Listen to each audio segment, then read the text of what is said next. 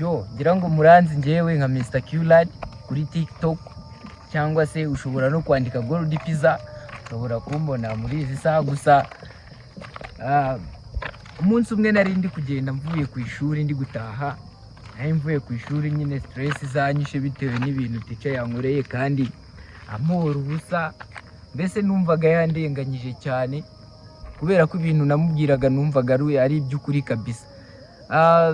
Icyo gihe twari twavuze ku bijyanye na Trump, we nyine yarari kuvuga ibindi biri different kuri Trump, so nyine birangira dutonganye tubwirana nabi, arangije arankubita. Noneho gusa icyanshimishije nuko nasanze ibintu ngiye nari ndi kuvuga ari ukuri.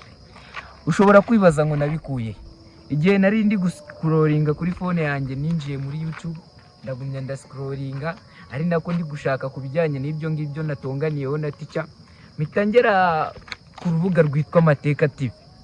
Mateka TV ninjiye gutya mpita mbona video nyinshi ndetse zitandukanye z'amakuru, nibwo nahise ngera kuri ayo makuru. Ewana mpita numva kabisa noneho harahiye, noneho nyigeraho mpita nsanga ewana nica nitwika ndetse irenze, mpita nizera kwivuga ukuri. Noneho ngeze ewana nsanga iravugisha ukuri, nsanga nibyo nabwiraga teacher n'ukuri. Nageze ku ishuri noneho mpita nereka n'uwo muticha iyo TV, nawe ugahita yikunda aravuga ati kabisa noneho ndabibonye. Nawe yari yaranze kubyemera gusa namubwije ukuri ari uko mweretse Mateka TV ndetse nawe